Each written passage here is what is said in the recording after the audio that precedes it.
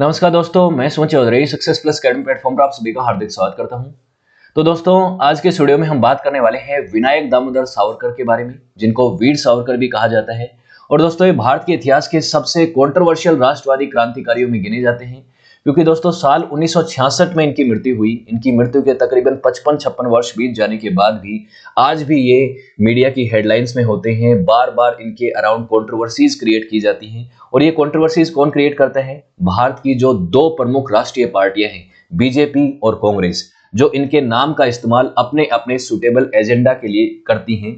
एक पार्टी इनको हीरो की तरह प्रोजेक्ट करती है और दूसरी पार्टी इनको विलेन की तरह प्रोजेक्ट करती है। तो ऐसा क्यों है? इतना डिफरेंस क्यों दिखाया जाता है? इसकी हम बात करेंगे। तो ये सवाल उत्पन्न होता है सबसे बड़ा, तो क्या ये एक सच्चे राष्ट्रवादी वीर सावरकर थे या फिर ये कायर थे? इसके अलावा भी कई सारे सवाल पैदा होते हैं। कई सारे सवाल इनकी पर्सनैलिटी के आसपास हैं, जिनके जवाब हमें इनके बारे में पढ़ने से मिलेंगे। तो ये वीडियो आप पूरा देखोगे तो आप एक कंक्लूजन पे जरूर पहुंचोगे।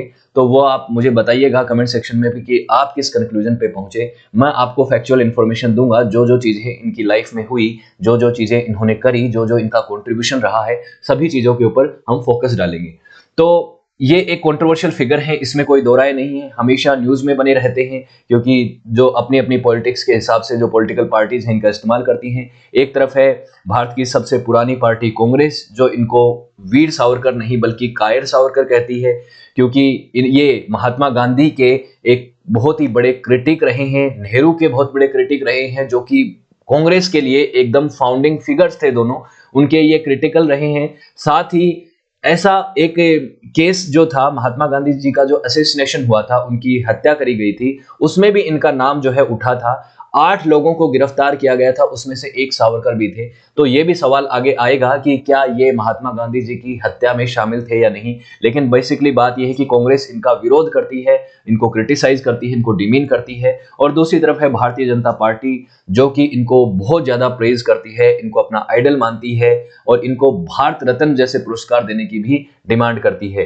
क्योंकि बीजेपी और राइट विंग पार्टीज, जो हिंदुत्ववादी पार्टियां हैं, उनके लिए ये फाउंडिंग फादर इसलिए थे क्योंकि जो हिंदुत्व की फिलोसॉफी है, एक तो हिंदुइज्म है दोस्तों, जो कि एक धर्म है, एक वे ऑफ लिविंग है, लेकिन एक है हिंदुत्व की फिलोसॉफी, जो कि एक पॉलिटिकल फिलोसॉफी है। इसकी एक तरह से पूरी संरचना जो है, इसकी जो भूमिका है, उसको तैयार किया था यहाँ पे वीर सावरकर ने। तो वीर सावरकर को इसीलिए ये पार्टियां जो है वो बहुत ज्यादा प्रेज करती हैं, चाहे बीजेपी हो, शिवसेना हो, इस तरीके की पार्टियां इनको बहुत ज्यादा प्रेज करती हैं। तो सवाल बहुत सारे उत्पन्न होते हैं, बहुत सारे सवालों के जवाब हमें खोजने हैं। सबसे पहला तो यही सवाल है कि वीर सावरकर, विनायक सावरकर कौन थे? दूसरी बात है, इतना ज्यादा कंट्रोवर्सी में क्यों रहते हैं? एक पोलराइजिंग फिगर क्यों है? पोलराइजिंग मतलब एक तो इनको एक्सट्रीमली प्रेज करता है और एक इनको एक्सट्रीमली क्रिटिसाइज करता है। एक ही आदमी के दो इतने बड़े स्वरूप तो नहीं हो सकते ना। ग्रे शेड में हर आदमी होता है, कोई किसी को या तो वो हीरो होता है, जैसे भगत सिंह को हम सब हीरो बोलते हैं, चंद्रशेखर आजाद को हम सब हीरो बोलते हैं, क्योंकि वो रिवॉल्यूशनरी तो वो भी थे। सुभाष चंद्र बोस को हम सब हीरो बोलते हैं। लेकिन ये क्यों नहीं? इनको क्यों नहीं? इनकी लाइफ में ऐसा क्या है तथ्य जिनकी वजह से ये एक पोलराइजिंग फिगर हो गए? उसके बाद ये है कि वीर सावरकर को जब सजा हुई थी, इनको भी जेल में गए थे, 50 साल की सजा दे दी गई थी इनको, काले पानी की सजा। आपको पता होगा, अंडमान निकोबार में काले पानी की सजा दी जाती थी, जो मौत से भी बदतर सजा होती थी।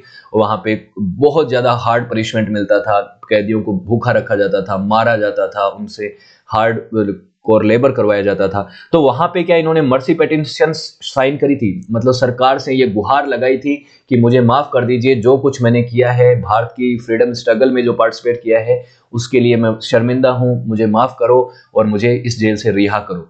तो ये जो सवाल है ये उत्पन्न होता है, इसका जवाब हमें आगे मिलेगा। और कांग्रेस ये बार बार आरोप लगाती है कि जहां पे दूसरी तरफ बहुत सारे ऐसे क्रांतिकारी थे, भगत सिंह जैसे, जिन्होंने कभी भी मर्सी पिटीशन नहीं डाली और कभी भी वो ब्रिटिशर्स के सामने झुके नहीं, यहाँ पे वीर सावरकर झुक गए। तो हमें इसके बारे में बात करनी है कि क्या ऐसा हुआ था।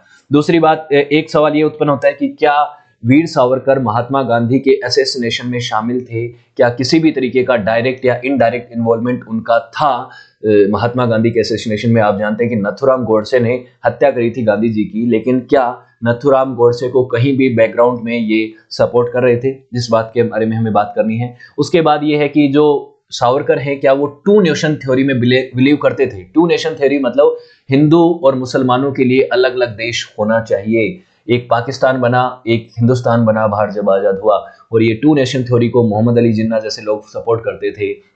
तो क्या बंटवारे जैसी चीज के लिए सावरकर भी जिम्मेदार थे, इसके बारे में भी हम बात करेंगे। उसके बाद आती है एक और बड़ा सवाल कि क्या वीर सावरकर कम्युनलिज्म यानी सांप्रदायिकता फैलाने के लिए रेस्पॉन्सिबल थे, हिंदू मुस्लिम यूनिटी को तोड़ने में इन्होंने भूमिका निभाई? क्या इन दोनों के बीच की जो खाई थी, कई बार इनके बीच में दंगे हुए, उस खाई को इन्होंने बड़ा किया? ये बहुत सारे सवाल हैं जो मैं आपको इस वीडियो के अंत में कंक्लूजन के तौर पे अपनी राय दूंगा, और वहां पे जो जो नतीजों पे हम पहुंचेंगे आप भी अपनी राय दीजिएगा। मेरा ना वीर सावरकर के प्रति यहाँ पे सॉफ्ट एंगल रहेगा, ना इनके खिलाफ कोई एंगल रहेगा, मैं सिर्फ उनको स्टडी करने के पर्पज से आपको बताऊंगा। तो 28 मई 1883 को भागुर नाम के नासिक के पास एक गांव है महाराष्ट्र में, वहां पे इनका मराठी चितपावन ब्राह्मण फैमिली में इनका जन्म होता है। इनके पिता का नाम था दामोदर सावरकर और इनकी मदर का नाम था राधाबाई सावरकर। तो इनके पिता का जो नाम है वो इन्होंने बीच में भी इस्तेमाल किया, तो विनायक दामोदर सावरकर ये पूरा नाम इनका होता है। इनके और भी भाई बहन थे, बड़े भाई थे, जैसे गणेश सावरकर, उनके एक और भाई थे नारायण सावरकर, और इनकी बहन का नाम था मैना। तो ये 3 और भाई बहन थे इनके, इनमें ये भी महत्वपूर्ण थे, सबसे ज्यादा पॉपुलर यही हुई। जब सावरकर 12 साल के थे तो इनको पता चला कि हिंदुओं के ऊपर मुस्लिम्स ने इनके आसपास के क्षेत्र में काफी एरिस्टोक्रेसी करी है, काफी उनके ऊपर मतलब उनको पनिश किया है। तो उस समय हिंदू मुस्लिम राइट्स हो रहे थे 1893 में। सावरकर 12 साल के थे और उस समय इन्होंने बदला लेने की मानसिकता से एक ग्रुप में इन्होंने पार्टिसिपेट किया, जो कि लोकल जो गांव की मस्जिद थी उसको उन्होंने वैंडलाइज किया। तो शुरुआती समय में इनके जीवन पे कुछ ऐसा प्रभाव था कि ये हिंदू मुस्लिम एकता में बिलीव नहीं करते थे। बदले की भावना इनके मन में कहीं ना कहीं थी कि इन्होंने यहाँ पे मुस्लिम्स की जो मॉस्क है, जो मस्जिद है, उसको इन्होंने तोड़ा है। तो जो भी इनके पर्सनल रीजंस रहे, वहां पे इन्होंने इस चीज में पार्टिसिपेट किया। तो यहाँ पे कुछ कुछ चीजें आपको चीजें दिख रही होंगी जो कम्युनलिज्म को सपोर्ट करती हैं। उसके बाद अभी तो बच्चे थे, 12 साल के बच्चे से तो आप किसी भी तरीके का ये चीज निकाल के नहीं जा सकते उसका, तो आप किसी भी तरीके से ब्रेन वॉश कर सकते हैं, कोई भी उसको कहीं पे भी ले जा सकता है, हो सकता है आगे चल के। लेकिन आगे चल के भी चीजें किस तरह से घटित होती है उसकी बात हम करेंगे। तो सावरकर जो है आगे चल के पुणे की फर्गसन कॉलेज के अंदर दाखिला लेते हैं। फर्गसन कॉलेज बहुत मशहूर कॉलेज थी उस जमाने की, इसमें कई क्रांतिकारियों ने एडमिशन लिया और यहाँ पे पढ़ाई करी है, और यहाँ से उन्होंने बैचलर डिग्री जो है यहाँ से उन्होंने रिसीव करी। इसी दौरान ये फ्रीडम स्ट्रगल में भी पार्टिसिपेट करते हैं, तो इस दौरान इनको काफी दिक्कतें आती हैं। श्यामा कृष्ण वर्मा जो हैं इनके एक असिस्ट करते हैं इनको आगे चल के कि लंदन में ये पढ़ाई करना चाहते हैं, लॉ की पढ़ाई करना चाहते हैं। तो वहां के लिए ये एक अच्छे स्टूडेंट थे, सावरकर बहुत होनहार स्टूडेंट थे, इसलिए इनको लंदन की पढ़ाई में जाने के लिए, इंग्लैंड की पढ़ाई करने के लिए स्कॉलरशिप भी मिली। तो ग्रे इन लॉ कॉलेज में इन्होंने दाखिला लिया और वहां पे जाके ये पढ़ने लग गए। वहां पे जाके ये इंडिया हाउस में रहने लग गए और नॉर्थ लंदन स्टूडेंट्स रेजिडेंस में भी ये वहां पे रहने लग गए। तो इसी का एक पार्ट था इंडिया हाउस, वहां पे रहते थे। उसी दौरान इन्होंने लंदन के अंदर जो भारतीय स्टूडेंट्स पढ़ते थे उनके साथ मिलके एक फ्री इंडियन सोसाइटी का भी निर्माण किया। इस फ्री इंडियन सोसाइटी के अंदर ये जो है भारतीयों को इस चीज के लिए वो करते थे, मोटिवेट करते थे कि भारत को ब्रिटिशर्स से आजादी मिलनी चाहिए और उसके लिए हमें मिलकर कुछ काम करना पड़ेगा।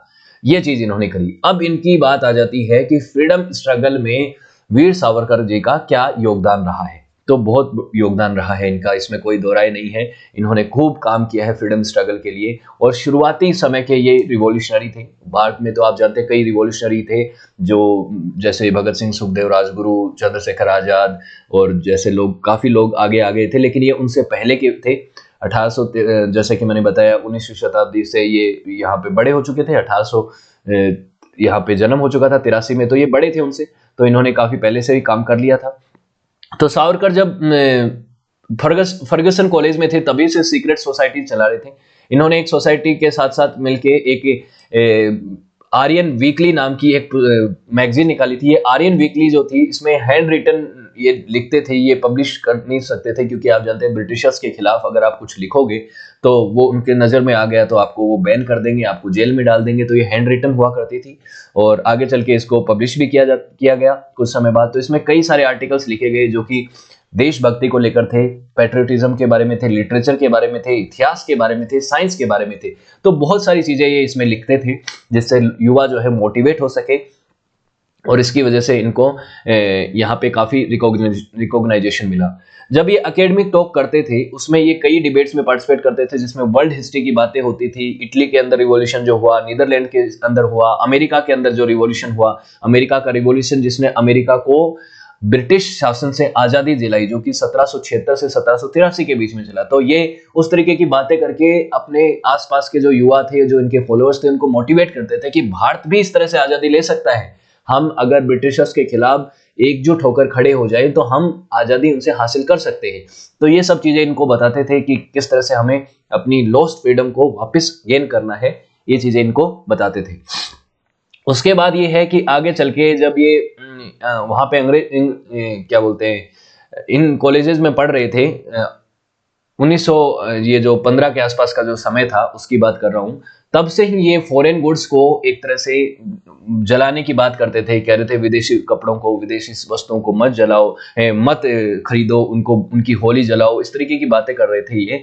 और पूरी तरह से अंग्रेजों की और उनके सिस्टम का, उनकी शिक्षा का, उनकी वस्तुओं का बहिष्कार करने की बात करते थे। और उसी दौरान इन्होंने मित्र मेला कम्युनिटी भी स्टार्ट करी थी। मित्र मेला जो कम्युनिटी स्टार्ट करी थी इन्होंने, यही मित्र मेला सोसाइटी जो है आगे चल के अभिनव भारत सोसाइटी बनी। और ये अभिनव भारत सोसाइटी ने भारत की आजादी की लड़ाई में एक बहुत महत्वपूर्ण भूमिका निभाई है। इस अभिनव भारत सोसाइटी का ही एक जो वेस्टर्न सेंट्रल इंडिया का जो की ब्रांच थी, वही गदर पार्टी में आगे चल के बनती है। तो गदर पार्टी, अभिनव भारत सोसाइटी, मित्र मेला, इन सभी से जो है वीर सावरकर जुड़े हुए थे, जो कि बहुत ही प्रोमिनेंट इंस्टीट्यूट थे, इंपॉर्टेंट सोसाइटीज थी भारत की आजादी की लड़ाई में। इनके अंदर बहुत सारे क्रांतिकारियों ने पार्टिसिपेट किया है। और उसी दौरान इन्होंने एक बहुत ही महत्वपूर्ण बुक लिखी, जो कि आगे चल के क्रांतिकारियों के लिए गीता बनी, बाइबल बनी। ये थी the Indian war of independence. ये पुस्तक जो है ये 1857 की क्रांति के बारे में इन्होंने लिखी थी। और भारत के इतिहास में पहली बार कोई ऐसा व्यक्ति था जिसने 1857 की क्रांति को एक फ्रीडम स्ट्रगल बताया। इन्होंने कहा कि 1857 की क्रांति, जिसको विदेशी और ब्रिटिशर्स सिर्फ एक सिपाही म्यूटिनी कह देते हैं, सिपाही विद्रोह कह देते हैं, वो एक सिपाही विद्रोह नहीं था, बल्कि वो भारतीयों का ब्रिटिश हुकूमत के खिलाफ एक आंदोलन था जिसमें वो आजादी चाहते थे। अब मैंने द रिवोल्ट ऑफ 1857 के ऊपर वीडियो बना रखा है, जिसमें मैंने आपको बहुत सारे फैक्टर्स बताए थे कि क्या 1857 की क्रांति एक सिपाही म्यूटिनी थी या फिर वो आजादी की लड़ाई भी थी। तो बहुत सारे उसके ऊपर आप अलग अलग पॉइंट्स निकाल के ये उसके ऊपर डिबेट कर सकते हैं कि नहीं, उसमें सिपाहियों का भी आंदोलन था, उसमें राजा रजवाड़ों का भी आंदोलन था, उसमें अलग अलग लोगों के अलग अलग हितों के हिसाब से आंदोलन था। वो एकजुट नहीं था, इसीलिए वो अनसक्सेसफुल हो गया। लेकिन उसमें कहीं ना कहीं देशभक्ति के भी कुछ एलिमेंट्स तो थे, कहीं ना कहीं कुछ लोगों के मन में इंडिपेंडेंस की भावना तो थी। लेकिन इस भावना को मेन स्ट्रीम में लेके आए वीर सावरकर, जब इन्होंने अपनी पुस्तक लिखी जिसका नाम था the Indian war of independence 1857। सबसे पहले ये बुक जो है मराठी भाषा में लिखी गई, और उसके बाद चैलेंज ये था कि इस बुक को लोगों तक पहुंचाना है, इसको प्रिंट करवाना है, जो कि पॉसिबल नहीं था उस समय, क्योंकि ब्रिटिशर्स का रूल था, ब्रिटिशर्स ऐसी कोई बुक नहीं लिखने देंगे जो कि देश के लोगों में ऐसी भावना क्रिएट करे, जो कि नेशनलिज्म की फीलिंग उनके मन में आए और वो अंग्रेजों का विरोध करे। तो इसलिए अंग्रेजों ने इस चीज को नहीं होने दिया। 1907 में ये बुक लिखी गई थी, लेकिन बाहर के बाहर शायद हॉलैंड में ये बुक जो है सबसे पहले पब्लिश करी गई। उसके बाद इसका ट्रांसलेशन हुआ, मैडम कामा ने इनकी मदद करी थी इसमें। और उसके बाद ये बुक जो है स्मगल करके, एक तरह से भारत के ही एक ऑथर की लिखी हुई बुक भारत में स्मगल करके लाई गई, और इसको कई क्रांतिकारियों ने पढ़ा। नेताजी सुभाष चंद्र बोस भी इससे काफी इंस्पायर्ड थे इस पुस्तक से। तो वीर सावरकर ने बहुत सारे क्रांतिकारियों को एक तरह से इन्फ्लुएंस भी किया है। उन्होंने इस चीज को एक तरह से लोगों के मन में डाला है कि क्रांतिकारी बनना है, हमें देश से आजादी लेनी है। तो ये एक वीर सावरकर का एक फेज है। लेकिन अब फेज बदलेगा। वीर सावरकर की लाइफ में अभी तक मैंने आपको दिखाया है कि प्रेज ही किया है उनको, लेकिन अब आगे चल के चीजें बहुत सारी आएंगी जिनसे आप उनके ऊपर सवालिया निशान भी क्रिएट करेंगे। वो कब होंगे उनकी बात देखते हैं, जब अरेस्ट होंगे उसके बाद।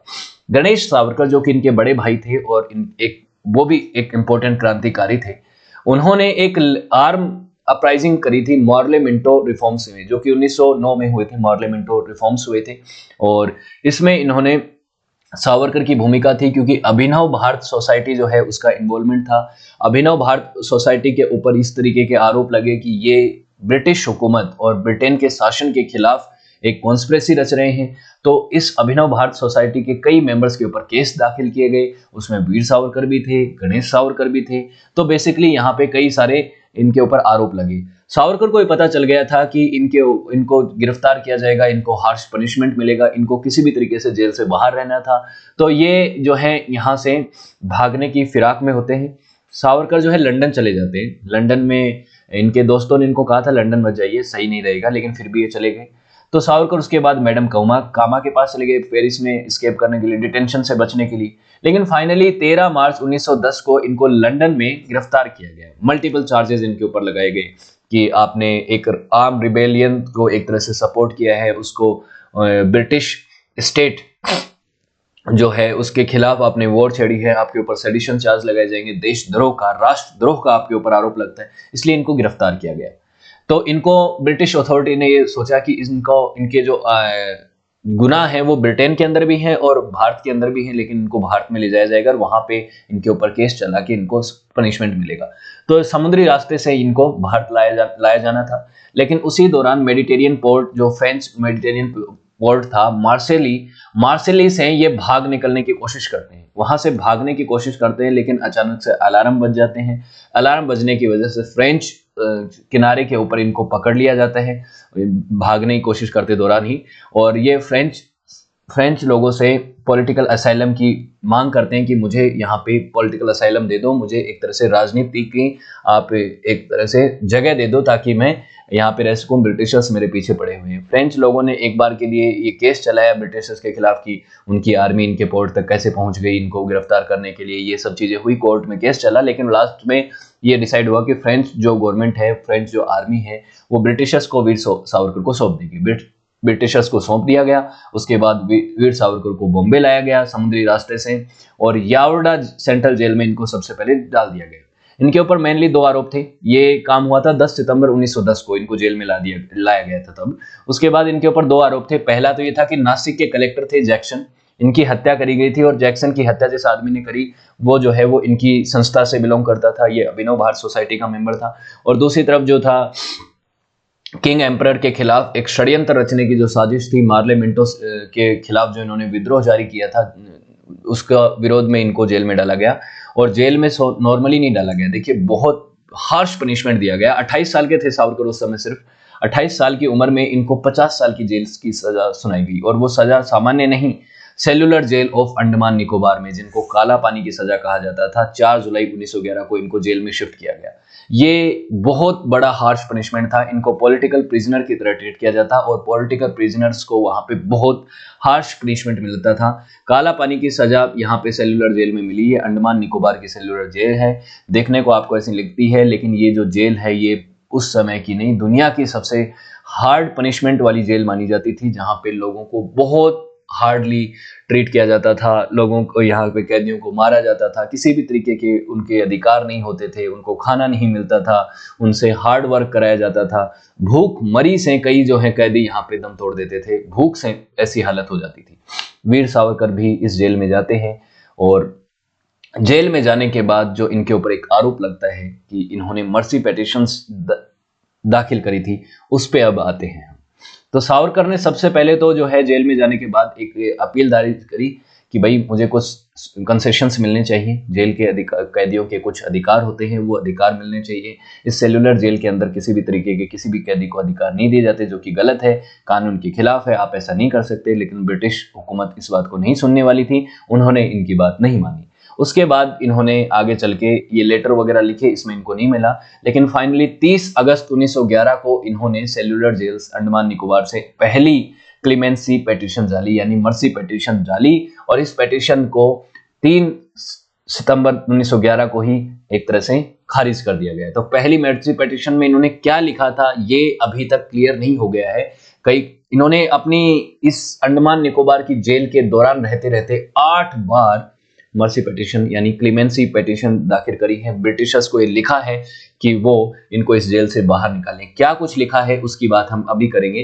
पहली में जो लिखा वो नहीं पता चला, लेकिन दूसरी बार 1913 में नवंबर 14 को इन्होंने एक और क्लीमेंसी पेटिशन जारी करी। सर रेगनार्ड क्रैडॉक को, ये जो उस समय गवर्नर जनरल हुआ करते थे काउंसिल ऑफ इंडिया के, इनको ये कहा कि देखिए कहाँ पे शब्द देखिएगा, इन्होंने जो शब्द कहे हैं कि he portrayed himself as a प्रोडोजिगल सन। प्रोडोजिगल मतलब जो एक भटका हुआ बेटा होता है, जो एक शैतान बच्चा होता है, जो कुछ गलती कर देता है, जो अपने माता पिता से माफी मांगता है और कहता है कि मुझे माफ कर दो, मेरे से गलती हो गई, दोबारा नहीं करूंगा।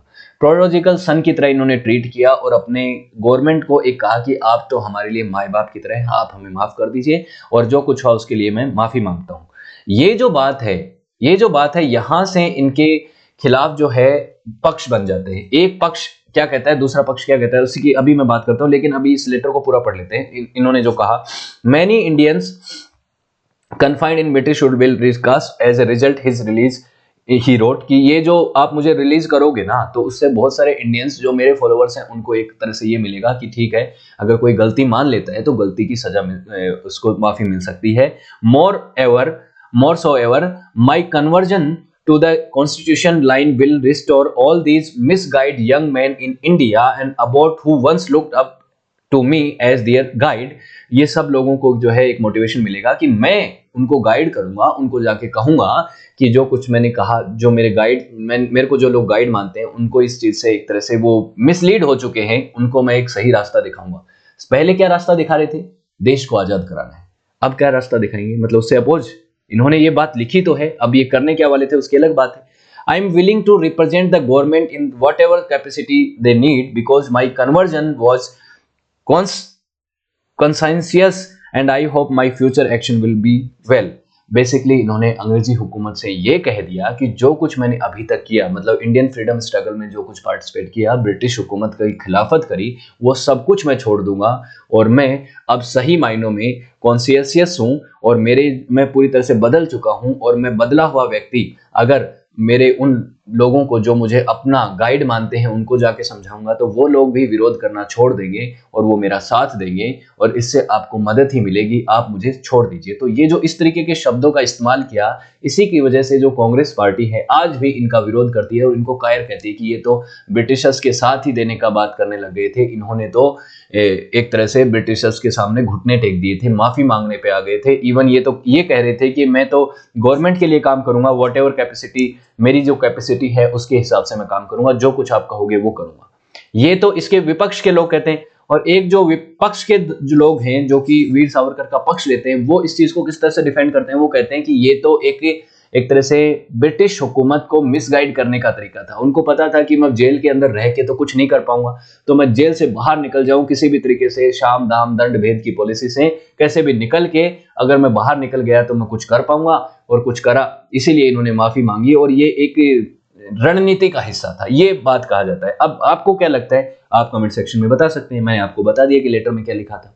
आगे चल के सावरकर ने एक और पेटिशन जारी करी 1917 में और इसमें इन्होंने कहा कि मुझे माफ कर दो, मैंने जो कुछ कहा उसके लिए। इन्होंने अगेन इन्होंने मर्सी पेटिशन में बहुत सारी चीजें कही, सरकार को प्रेज भी किया, ये सब कहा और इन्होंने मर्सी पेटिशन में एक नागरिक की तरह इन्होंने कहा और जो कहा कि ब्रिटिश हुकूमत का ये खिलाफत नहीं करेंगे, ये सब बातें इन्होंने कही। तो लेकिन बेसिकली इन्होंने जो भी कानूनी प्रक्रिया थी उसके तहत जो है ये मर्सी पेटिशंस दायर करी थी। उसके बाद इन्होंने 1920 में एक और मर्सी पेटिशन दायर करी 30 मार्च 1920 को। इसमें इन्होंने कहा, I do not contribute even to the peaceful and intellectual anarchism of a Kropotkin और द टोल्स्टॉय की अब फेमस बुक आपको पता है ना, वॉर एंड पीस। इन्होंने कहा कि मतलब पीसफुल तरीके से भी कंट्रीब्यूट नहीं करूंगा अनार्किज्म को। अनार्किज्म मतलब जो होता है मतलब सरकार विरोधी एजेंडा किसी भी तरीके से मैं नहीं चलाना चाहता, नहीं चलाऊंगा। अभी तक जो कुछ किया मैंने और उसके हिसाब से मेरे आप एक्शंस देख लीजिए पिछले कुछ सालों में, जब तक ये जेल में थे, मैं हर बार आपसे माफ़ी मांगता हूँ। इवन मॉन्टेस्क्यू का जो नया रिफॉर्म आया है 1919 का, उसके एक भी पक्ष में मैं खड़ा हूँ, उसके लिए उसका पक्षधर हूँ और मेरे इंटेंशन जो है वो कॉन्स्टिट्यूशन से ऊपर उससे अबाइड है। कॉन्स्टिट्यूशन जो मतलब उस समय ब्रिटिश कॉन्स्टिट्यूशन था उसके हिसाब से हैं। तो मैं हर तरीके के रिफॉर्म्स और हर तरीके के प्रोक्लेमेशन को स्ट्रेंथन करने में और मतलब मैं आपका सहयोग करूंगा, आपके साथ दूंगा और मैं हर तरीके से सरकार को और कॉन्स्टिट्यूशनल प्रोसेस को ही सपोर्ट करूंगा। मैं किसी भी तरीके से आपके खिलाफ नहीं जाऊंगा। ये सब बातें इन्होंने इनमें लिखी और फाइनली ब्रिटिश ने इस इस पेटिशन के दौरान भी इनको जेल से आजाद नहीं किया और इनके बड़े भाई गणेश सावरकर को इस दौरान जो है आजाद कर दिया। उन्होंने इनको जेल से रिलीज कर दिया। वीर सावरकर को भी अभी तक नहीं किया। और इसका पीछे का कारण क्या था? उनका मानना था कि दोनों में से एक भाई अगर जेल में रहेगा ना, तो जो बाहर रहेगा भाई वो इस बात का ध्यान रखेगा कि अगर मैंने कुछ ऐसे एक्शंस किए जिसकी वजह से सरकार मुझसे नाराज हुई, तो मेरे दूसरे भाई को भी जेल से रिहा नहीं किया जाएगा, इवन मुझे भी जेल में वापस डाल दिया जाएगा और हमारे जो सारे किए धरे के ऊपर पानी फिर जाएगा और मुझे हार्ड पनिशमेंट मिलेगा। इवन 1920 के दौरान महात्मा गांधी, वल्लभ भाई पटेल, बाल गंगाधर तिलक, इन लोगों ने भी वीर सावरकर की जो है रिलीज की डिमांड करी है। इंडियन नेशनल कांग्रेस ने बेसिकली इनकी रिलीज की डिमांड करी थी। उसके बाद जो है फाइनली जो है ब्रिटिशर्स ने इनको कहा कि ठीक है, आपको काला पानी की जो सजा थी सेल्युलर जेल से हम यहाँ से निकालते हैं, यहाँ से आपको निकाल के और आगे चल के कहाँ पे इनको शिफ्ट किया गया था? इनको शिफ्ट किया गया था रत्नागिरी जेल में। तो रत्नागिरी जेल में इनको शिफ्ट किया गया था और इसके साथ ही इनसे कई सारे प्रॉमिस लिए गए थे कि आपको फ्रीडम मिलेगी, फिर इसके लिए आपको अपने मतलब ब्रिटिश सरकार को यहाँ पे प्रेज करना पड़ेगा और किसी भी तरीके से आप पॉलिटिक्स में इन्वॉल्व नहीं रह सकते। इस तरीके की चीजें इनको कहा गया था। तो ये बात इन्होंने यहाँ पे मान ली और इनको बाद में आगे चल के रत्नागिरी जेल में 1921 में शिफ्ट कर दिया गया। इसी दौरान उन्होंने अपनी पुस्तक जो है एसेंशियल ऑफ हिंदुत्व भी लिखी, जिसके बारे में हम आगे बात करेंगे। और हिंदुत्व थ्योरी को इन्होंने फॉर्मलाइज किया था पहली बार यहाँ पे 1922 में। और उसके बाद आगे चल के इनको जेल से, रत्नागिरी जेल से भी छोड़ दिया गया था 1924 में जनवरी 6 को। और इनको रत्नागिरी डिस्ट्रिक्ट तक ही रहने का कहा गया कि आप पॉलिटिक्स में इन्वॉल्व नहीं हो सकते, आपको हर तरीके की पॉलिटिक्स को छोड़ना पड़ेगा। लेकिन इसी दौरान इनको एक बंगला भी दिया गया, कॉलोनियल गवर्नमेंट के द्वारा इनको एक बंगला दिया गया, पेंशन देने की बात कही गई। ये कई लोग जो है इसको क्लेम करते हैं कि इनको एक बंगला, पेंशन सब कुछ देते थे। तो ब्रिटिश हुकूमत एक फ्रीडम फाइटर को ऐसा क्यों करेगी, इसके ऊपर सवाल उठाते हैं।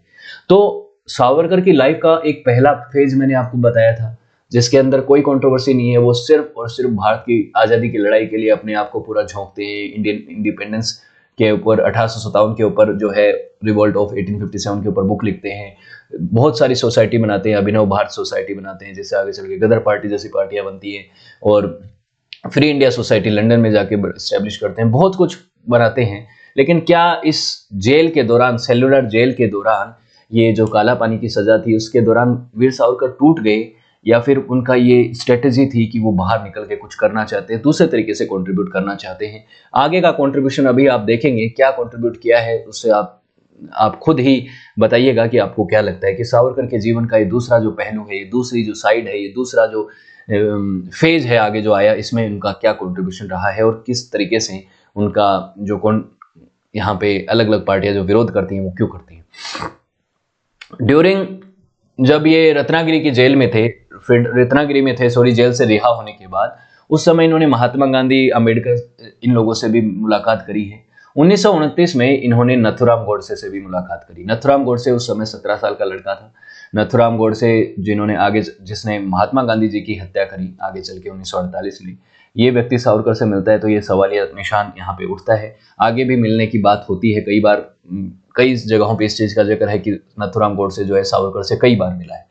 कब मिला है उसकी अब बात करेंगे। लेकिन इन पीरियड में ये राजनीति तो कर नहीं सकते थे, तो ये जर्नलिस्ट बने और जर्नलिस्ट के तौर पे इन्होंने काम किया। इनके जो पब्लिशर्स थे उसमें इन्होंने अलग अलग तरीकों से पॉलिटिकल मुद्दों पे लिखना नहीं बंद कर दिया, लेकिन और कई मुद्दों पे लिखते थे, सामाजिक मुद्दे हों या फिर उस समय के मुद्दे हों, उनके ऊपर लिखते थे। उसके बाद बॉम्बे की 1937 की जो सरकार बनी, इन्होंने इनको अनकंडीशनली रिलीज कर दिया कि ठीक है, आप रत्नागिरी से बाहर भी जा सकते हैं, आपको हम ज्यादा अब एक तरह से हाउस अरेस्ट की तरह नहीं रखेंगे। अब आगे चल के 1937 की तक की बात यहाँ पे कर ली है। 1937 के 2 साल बाद, ये 1937 में इनको छूट मिली और 1939 में दूसरा विश्व युद्ध शुरू हो गया था। अगर देखा जाए दूसरा विश्व युद्ध एशिया में तो 1937 में शुरू हो गया था, जब चाइना और जापान के बीच में लड़ाई शुरू हो गई थी। तो 1937 से वॉर की घटनाएं शुरू हो गई थी, लेकिन ऑफिशियली सेकेंड वर्ल्ड वॉर जो है वो 1939 में शुरू हुआ, जब हिटलर ने पोलैंड के ऊपर अटैक किया था। अब पता है आप सभी को। उसके बाद क्या होता है कि दूसरे विश्व युद्ध के दौरान सावरकर ने ये प्रमोट किया कि Hinduism, all politics and militarise Hinduism, Hindu धर्म के लोगों को इन्होंने मिलिटराइज करने की बात करी। मिलिट्री के तौर पे वो एक मजबूत, उनको मिलिट्री ट्रेनिंग देने की बात करी। और इवन वीर सावरकर ने दूसरे विश्व युद्ध में कांग्रेस के खिलाफ जाके, जहां पे एक तरफ कांग्रेस ये कह रही थी कि हम दूसरे विश्व युद्ध में हमारे सैनिकों को नहीं भेजेंगे, दूसरे किसी भी कॉन्टिनेंट में ब्रिटिशर्स के पक्ष में युद्ध लड़ने के लिए नहीं भेजेंगे, और अपने पदों से इस्तीफा तक दे दिया था। दूसरी तरफ वीर सावरकर ये कह रहे थे कि भारतीयों को ब्रिटिशर्स को सपोर्ट करना चाहिए दूसरे विश्व युद्ध में, और हिंदुओं को हथियार लेकर लड़ाई लड़ने के लिए जाना चाहिए। अब इस चीज के लिए वो क्या कहते हैं कि अगर आप वॉर लड़ोगे नहीं तो वॉर के लिए यूज टू कैसे होगे, और यूज टू नहीं होगे तो आपको कल ब्रिटिशर्स के खिलाफ युद्ध लड़ना पड़ेगा, तो आप कैसे लड़ोगे। लेकिन इसका अगर युद्ध ही लड़ना है, युद्ध के पक्ष में लड़ना था, तो ये भी कह सकते थे कि आजाद हिंद फौज को ज्वाइन कर लीजिए। उस समय आप जानते हैं कि हमारे प्रोमिनेंट लीडर सुभाष चंद्र बोस आजाद हिंद फौज बना रहे थे। अगर उसको ज्वाइन करने की ये बात कहते तो फिर भी हम मानते कि ये क्या है कि ये कह रहे हैं कि मिलिट्री ट्रेनिंग लेनी चाहिए, ये करनी चाहिए। लेकिन यहाँ पे ये वाली बात समझ में नहीं आती कि वीर सावरकर भारतीय सेना को, भारत के लोगों को ब्रिटिशर्स के पक्ष में दूसरे विश्व युद्ध में लड़ाई लड़ने के लिए क्यों कहते हैं कि वो आप जाइए और युद्ध लड़िए दूसरे विश्व युद्ध में, जहां पे कांग्रेस, महात्मा गांधी जिन्होंने प्रथम विश्व युद्ध में ये फैसला लिया था, जिसको भी हम गलत ही मानते हैं कि उन्होंने प्रथम विश्व युद्ध में भारतीय सेना के लोगों को ब्रिटिशर्स के पक्ष में युद्ध लड़ने के लिए क्यों भेजा, जब ये थी कि हमारे पास चॉइस थी कि हम अपनी सेना को रख सकते हैं। हमारे लोग क्यों शहीद हों, हमारे लोग किसी दूसरे देश के पछड़े में पड़ के अपनी जान क्यों गंवाएं। तो ये जो चीज प्रथम विश्व युद्ध में महात्मा गांधी जी ने की थी, दूसरे विश्व युद्ध में वीर सावरकर ने करी, और अपने भारत के कई लोग जो है दूसरे विश्व युद्ध में गए भी, आप जानते हैं। लेकिन सिर्फ उसके कारण वीर सावरकर नहीं थे, आगे चल के जो है बहुत सारे लोग जो है अपने अपने रीजन्स की वजह से गए थे। उसी दौरान ये हिंदू महासभा जो थी, उसके भी ये एक प्रोमिनेंट लीडर थे, लीडरशिप में आ गए थे। अब इनको पॉलिटिकल बैल जो था वो हट गया था 1937 के बाद, तो हिंदू महासभा के अंदर ये चले गए, और इन्होंने क्विट इंडिया मूवमेंट का भी विरोध किया है। क्विट इंडिया मूवमेंट, अंग्रेजों भारत छोड़ो आंदोलन, आप जानते हैं 1942 से चल रहा था, कांग्रेस ने चलाया था, महात्मा गांधी ने लीड किया था, करो और मरो का नारा दिया था। वो नारा देने के बाद यहाँ पे वीर सावरकर इसमें आप लिखते हैं, लेटर लिखते हैं कि स्टिक टू योर पोस्ट। हिंदुओं को ये कहा कि जहां जिन पदों पे आप हो उन्हीं पदों पे रहो। जहां पे क्विट इंडिया मूवमेंट के अंदर सभी लोगों को कांग्रेस ने ये कहा था कि आप अपने सभी पदों को छोड़ दो, ब्रिटिशर्स का पूरी तरह से एक तरह से विरोध करो, उनके वस्तुओं का बहिष्कार करो, हर तरीके से बहिष्कार करने की बात चल रही थी। वहां पे वीर सावरकर जो हैं ये कहते हैं कि आप अपने पदों पे बने रहिए, हिंदुओं के लिए अब यही सही है, और ये जो कांग्रेस कर रही है ये एक मूर्खतापूर्ण फैसला है। इस तरीके की बातें कही, इस तरीके की बातें कही। महात्मा गांधी को इन्होंने हिपोक्रेट तक कह दिया था। इस तरीके की बातें जब इन्होंने कही तो आप ये समझ सकते हैं कि यहाँ पे कांग्रेस तो इनका विरोध करेगी ही।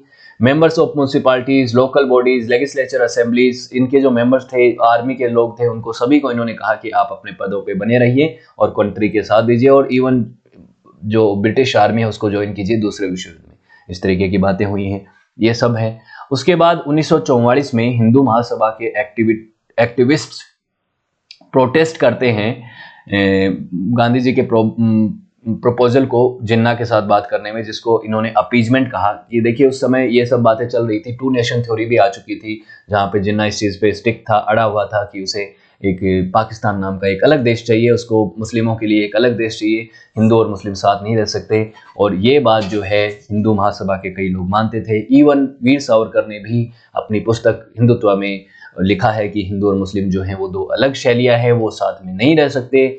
और कई बार उन्होंने देखिए मुस्लिम्स के खिलाफ कुछ बातें बोली हैं। उन्होंने ये यहाँ तक कहा है कि भारत के जितने दुश्मन जो हैं ब्रिटिशर्स हैं उतने ही मुस्लिम्स हैं, उनसे ज़्यादा हैं। इवन इस तरीके की बातें उन्होंने कही हैं। उसके बाद उन्होंने टू नेशन थ्योरी को भी सपोर्ट किया है।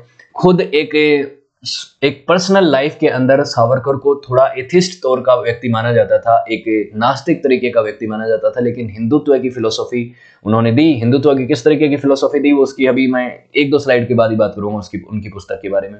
उन्होंने कांग्रेस और ब्रिटिशर्स को दोनों को ही यहाँ पे मुस्लिम लीग्स को कंसेशन देने से मना किया। कंसेशन दे दिया जाता और कंसेशन से अगर पार्टीशन ना होता तो इसके लिए कांग्रेस और ब्रिटिश यहाँ पे कंसेशन देने की बातचीत कर रहे थे, प्लान बना रहे थे। देखिए भारत का जो बंटवारा हुआ ये एक बड़ा सोचने का और बड़ा डिस्कशन का मुद्दा है। इसमें कौन कौन जिम्मेदार था, गांधी, नेहरू, जिन्ना, सावरकर, बहुत सारे लोगों के ऊपर इसके तरीके के आरोप लगाए जाते हैं। लेकिन सब की बात हम इस पे एक सेपरेट वीडियो में बात करेंगे कि भारत की जो बंटवारा हुआ उसमें किस आदमी का क्या क्या रोल था, किसने क्या क्या बातचीत करी। अब किसकी मानसिकता क्या थी, उस मानसिकता के अंदर आप घुस नहीं सकते, लेकिन उन्होंने जो जो चीजें करी, जो जो एक्शंस लिए, उन एक्शंस के ऊपर ही हम उनको क्रिटिसाइज या उनको सपोर्ट कर सकते हैं या उनके ऊपर हम कुछ कह सकते हैं। तो ये एक्शंस की मैं बात कर रहा हूँ। श्यामा प्रसाद मुखर्जी जो कि एक बहुत बड़े लीडर थे संघ के, इन्होंने वाइस प्रेसिडेंट, हिंदू महासभा के वाइस प्रेसिडेंट से रिजाइन कर दिया और हिंदू महासभा का जो अखंड भारत, अखंड हिंदुस्तान का जो सपना था, वो उससे अपने आप को डिस्टेंस कर लिया।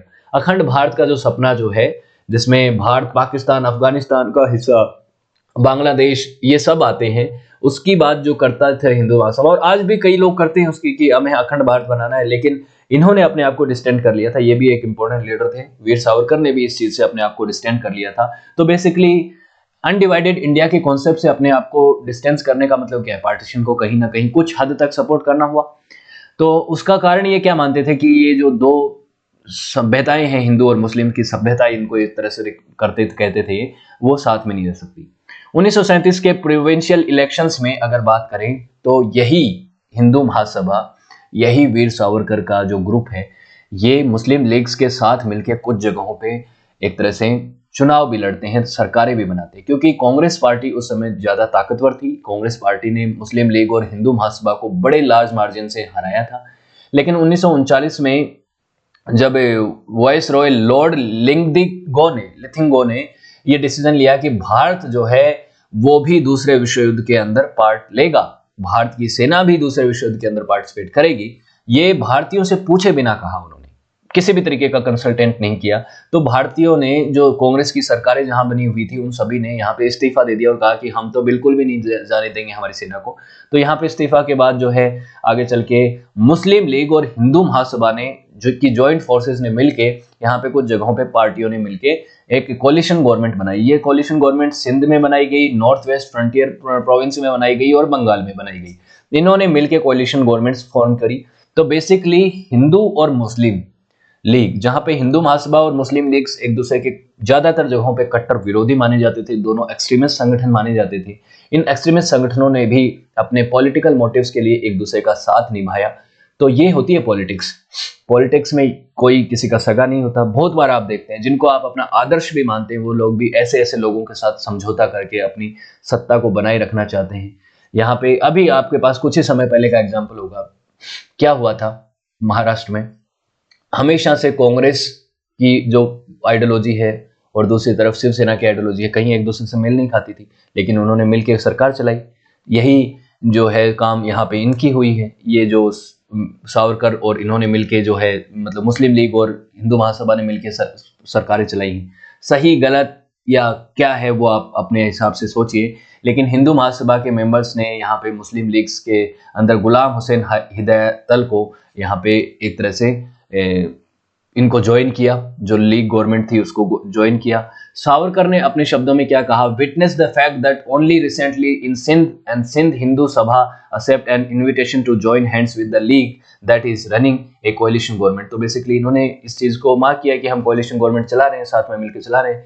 लेकिन दूसरी तरफ ये उस मुस्लिम सभ्यता के विरोधी भी कई जगहों पे दिखते हैं। इनके खुद के लिखे हुए लेखों के अंदर इन्होंने ऐसी बात कही है, कुछ उसके अंदर मेल मिलावट करके वाली बात नहीं है। 1943 में हिंदू महासभा के ज्वाइंट फोर्सेस ने सरदार औरंगजेब खान को, मुस्लिम लीग के जो लीडर थे, उन्होंने नॉर्थ वेस्ट फ्रंटियर के ऊपर, प्रोविंस के ऊपर भी यहाँ पे भी सरकार बनाई है, जहाँ पे फाइनेंस मिनिस्टर मेहरचंद खन्ना बने थे, जो कि महासभा के मेंबर थे, हिंदू महासभा के मेंबर थे।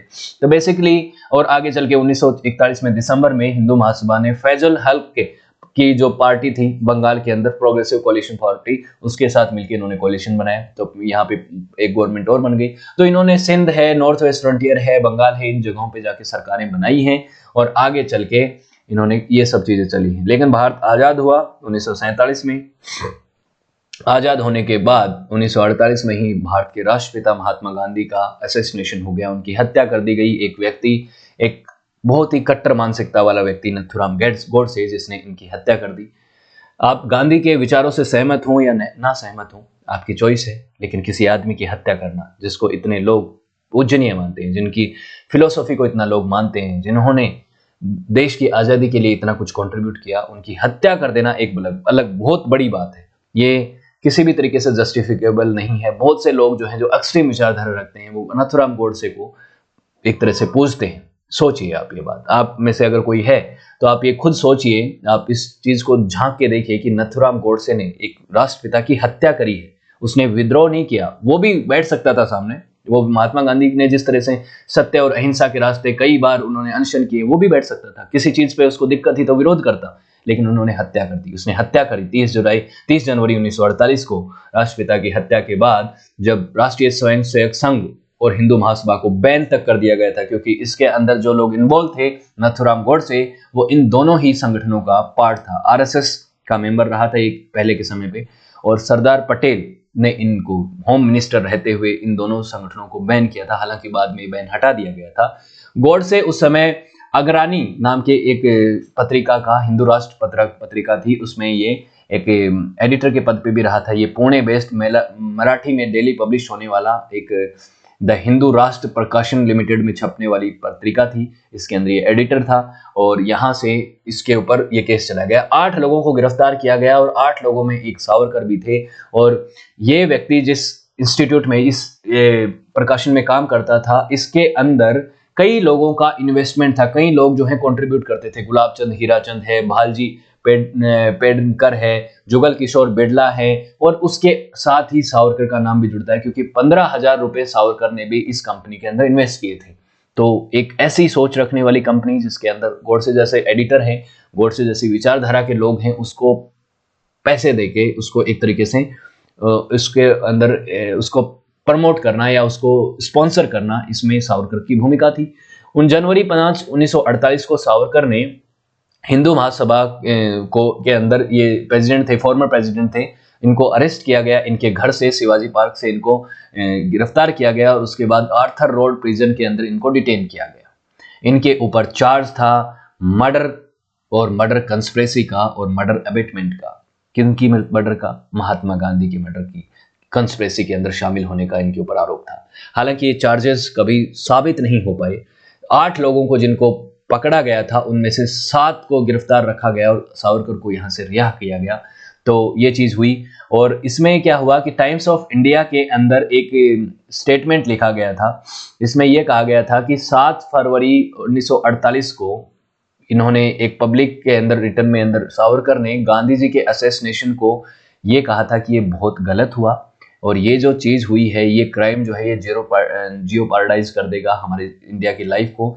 एक बहुत गलत हुआ, क्योंकि भारत अभी जस्ट आज़ाद हुआ है, और आज़ाद होने के बाद ऐसी बड़ी दुर्घटना होना और महात्मा गांधी जैसे लीडर की हत्या करना बहुत गलत चीज हो जाएगी। तो ये बात इन्होंने पब्लिकली कही है।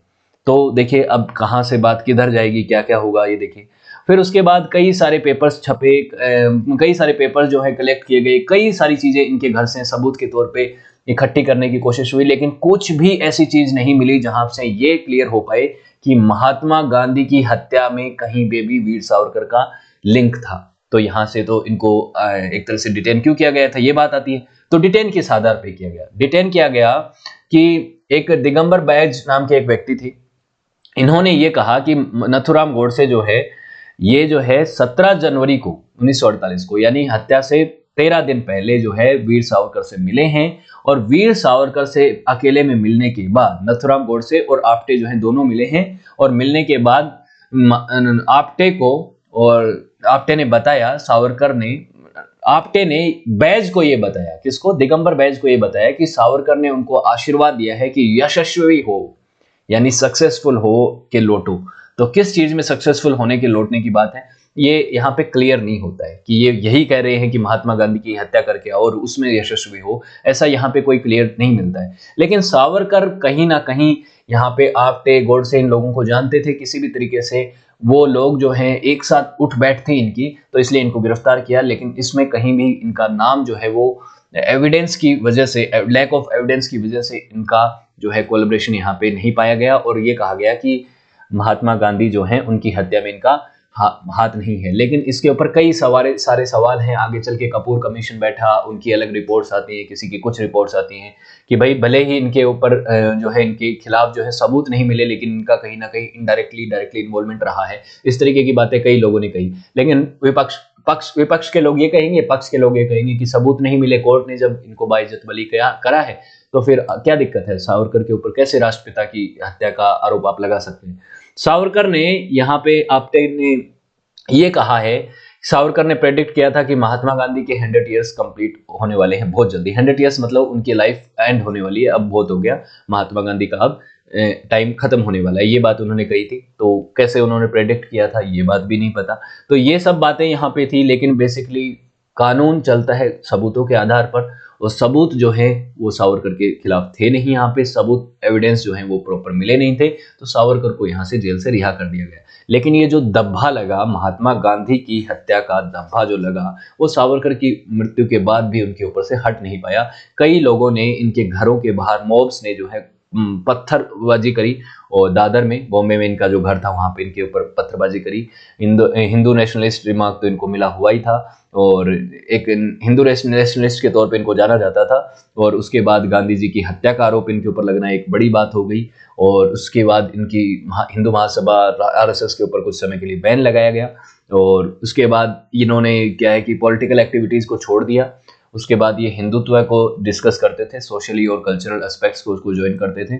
जब तक इनकी मृत्यु नहीं हुई थी तब तक इन्होंने हिंदुत्व की फिलोसफी को आगे चल के चलाया है।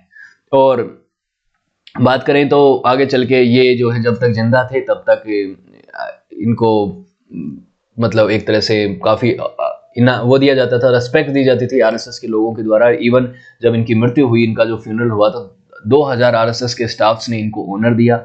और मैकेन जो हैं वो कहते हैं कि अकॉर्डिंग टू मैकेन, उनका मानना है कि कांग्रेस और सावरकर की हमेशा से राइवलरी चली आ रही थी। उन्होंने नेहरू गांधी को काफ़ी क्रिटिसाइज किया।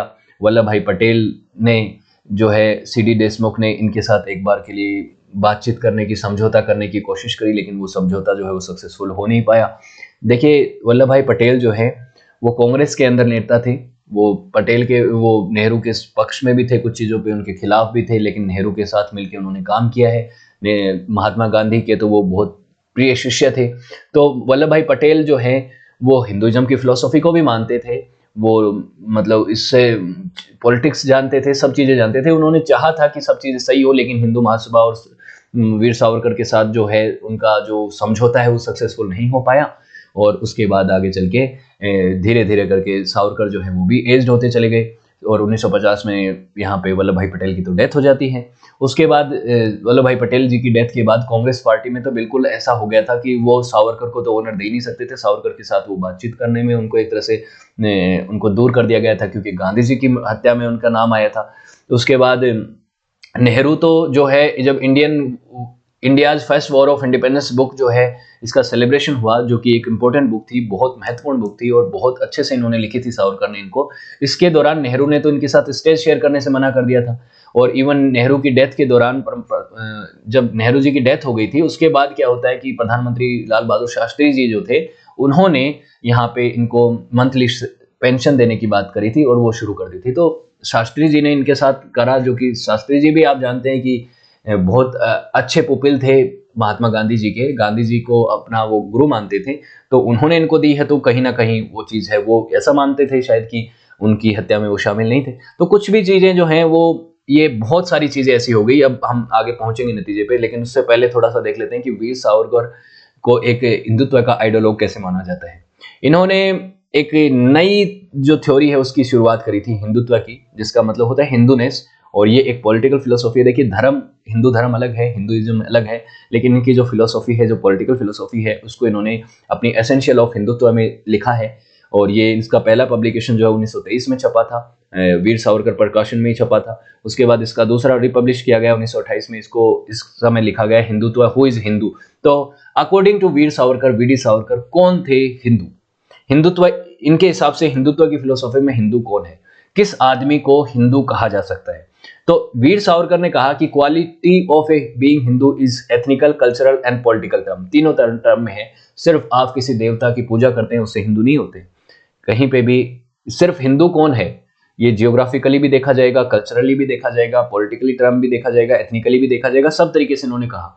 तो हिंदू वो व्यक्ति, इन्होंने कहा कि Hindu is the one who consider India is to be his motherland, जो भारत को अपनी मातृभूमि समझता है, जो इस जमी को, इस जगह पे उसके एंसेस्टर्स, उसके पितर लोग रहे हैं, जो इस जगह को अपनी पुण्य भूमि, अपनी होली लैंड मानता है, वही हिंदू है। मतलब भारत के अंदर जो आदमी पैदा हुआ, जो यहाँ पे पुराने समय से उसके पूर्वज यहीं पे रह रहे हैं, वो यहाँ का है। और यहाँ पे रहने वाले लोगों का आप जानते हैं कि धर्म जो है वो हिंदू, सिख, ईसाई, ईसाई नहीं सॉरी, हिंदू, सिख, चाहे हो बौद्ध हो, जैन हो, ये सभी लोग उसमें आते हैं। तो इंडिया में हिंदुइज्म जो है उसको एथनिकल कहा कि हिंदू ओरिजिनेशन जो है वो भारत में हुआ है।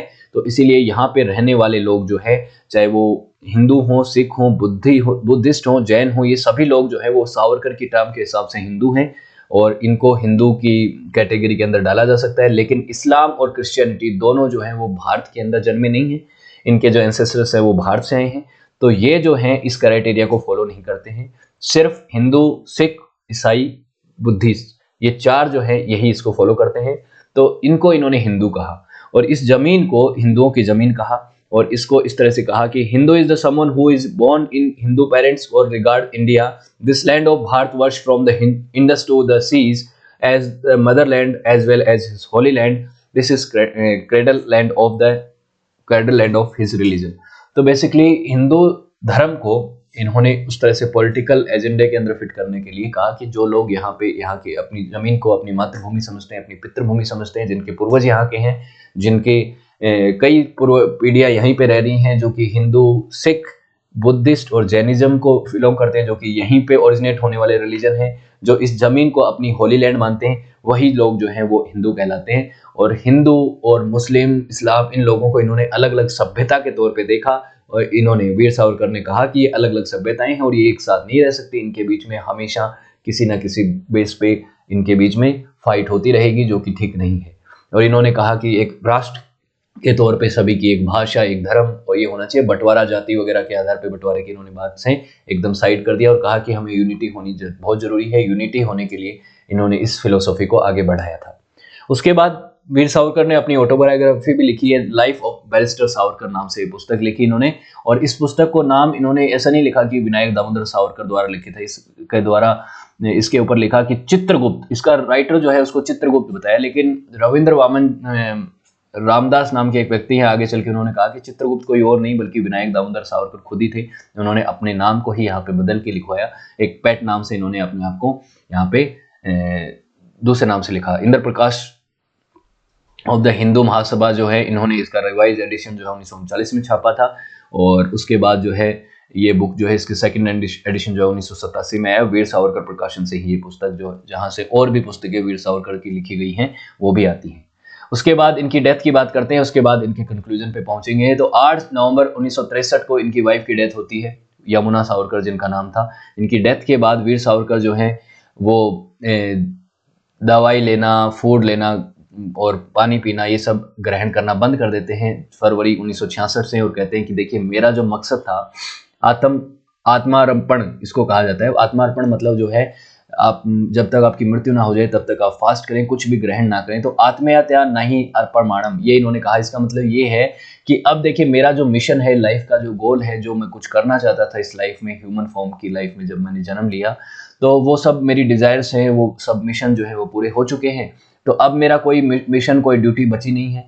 तो अब मैं मौत का इंतजार करने से अच्छा है कि मैं खुद अपनी लाइफ का अंत कर दूं। और वो अंत जो है कोई सुसाइड करके नहीं, बल्कि एक फास्टिंग के तहत, एक समाधि लेके, एक तरीके से इन्होंने समाधि, एक तरह से जीवित समाधि ले ली थी। तो 26 फरवरी 1966 को इनकी फाइनली जो है अपने घर में ही मृत्यु हो गई। बहुत सीरियस उस समय बीमार होके और खाना पीना त्याग चुके थे। तो उसके बाद इनकी डेथ होती है रात को सुबह के 11:10 पे इनको ये कहा गया कि इनकी डेथ हो चुकी है। तो ये इनकी मृत्यु हुई। मृत्यु के बाद काफी लोग जो है, इनके फॉलोअर्स जो है वो इनको आए और इनको सम्मान देने के लिए कहा। देखिए सावरकर ने कहा था कि देखिए मेरे फ्यूनरल के अंदर जो है एक सामान्य फ्यूनरल कर दीजिएगा, रिक्वेस्ट किया कि his relative only conduct his funeral, इस तरह से करना। और not the Hindu faith 10th और 13th डे रिचुअल्स, ये सब मेरे में मत मनाना कि 13वीं और ये सब चीज़ें मत करना, और सामान्य फ्यूनरल कर लेना। और उसके बाद देखिए, जैसा कि मैंने कहा कि अपनी पर्सनल लाइफ में थोड़े नास्तिक प्रवृत्ति के थे। कई लोगों का ऐसा मानना है जो इनके आसपास रहते थे, जो इनके आसपास इनके जीवन को ऑब्जर्व करते थे। लेकिन हिंदुत्व फिलोसॉफी को इन्होंने एक नेशनल यूनिटी के लिए या फिर एक नेशनलिज्म की फिलोसॉफी में, एक पॉलिटिकल फिलोसॉफी में इन्होंने इंक्लूड किया था। टू नेशन थ्योरी के तौर पे भी इनको उनमें दिखता है। बहुत सारे लोग इनकी मृत्यु के बाद यहाँ पे देखने को मिलते हैं।